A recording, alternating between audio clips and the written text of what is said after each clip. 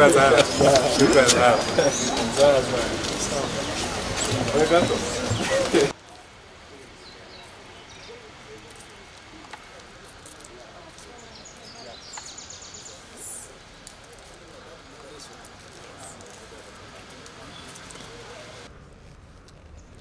made an application for them to be released on cash bail or bond.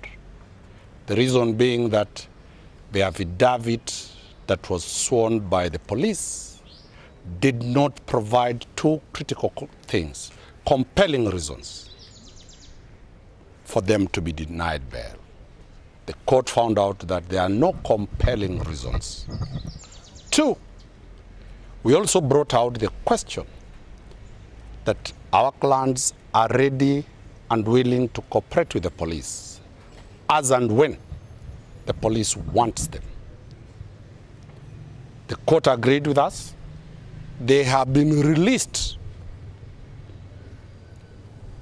on two conditions. One, the court took judicial notice of other 49 protesters who were arrested and charged in Kiambu, in Counsel Court, and they were released with a cash bail of 1,000 shillings. They have also been released on a cash bail of 1,000 shillings.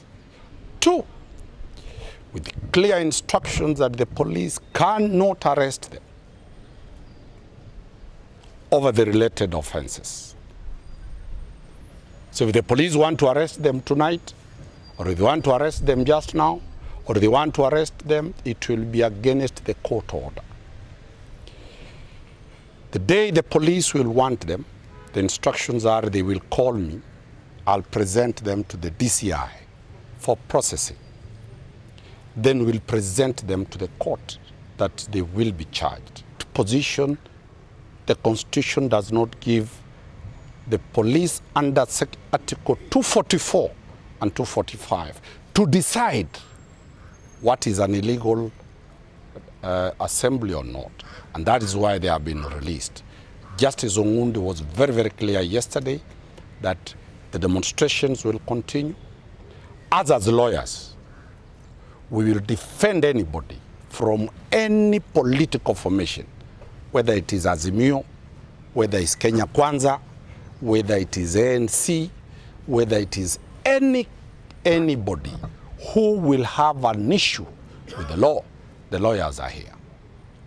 We have no political affiliation to any formation. We took an oath to defend the rule of law. And we will defend the rule of law as and when any Kenyan is aggrieved.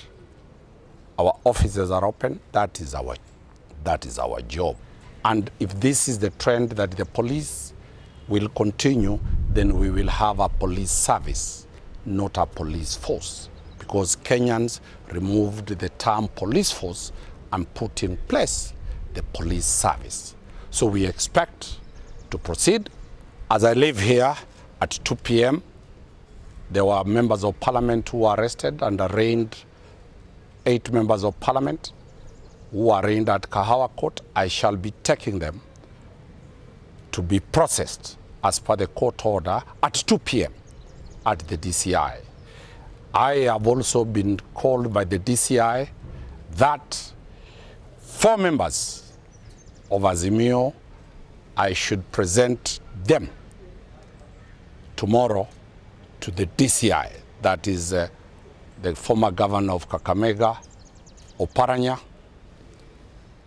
the senator for Nairobi, Sifuna, somebody called Yogo, and one person called Keta.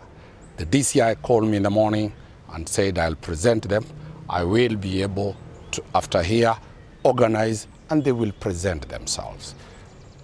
I do not represent people who break the law. Anytime the police want to investigate anybody, it is their right.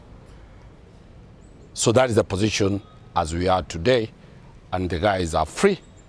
These individuals were arrested on the 24th day of March in an attempt to cajole or to intimidate them from participating in further demonstrations that were that had been arranged on the 27th day of March and on the 30th day of March. Now, after their arrest by the DCI officers, they were substituted with them to have these three gallant citizens of the Republic of Kenya released on reasonable bail or bond terms. They declined our invitation, prompting now their arraignment formally in court on the 27th day of March, that is yesterday, where we pleaded with sincerity before the Honorable Court. This is Honorable Opondo, where we pleaded with her to have these suspects released on reasonable bail or bond terms. Now, the investigating officers in this matter, namely there is James Parsiat, and then there is Kibet, Robert Kibet.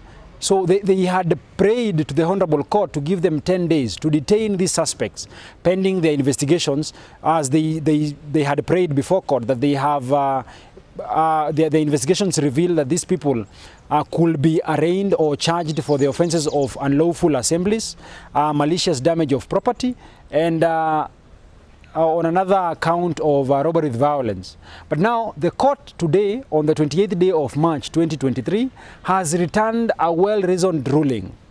And this ruling, in summary, what it has done, it has told the investigators of the truth of the application, that the application was just frivolous, it was vexatious, it was meant to waste the court's time, and it has ordered the release of the suspects, the three suspects, on a bond term of 1,000 shillings. And there has not been any other condition that has been set. And the investigators have been ordered that if at all they will be keen on having the three charged for any offense under law for their participation in the 20th day March protests, then they should be summoned in a civilized manner to appear before them, and then they are going to present themselves before court for charging, if at all we'll get there. Courts are coming out boldly to defend not only the rights of these suspects, but the constitutional place of the right to demonstrate and to picket in the Republic of Kenya.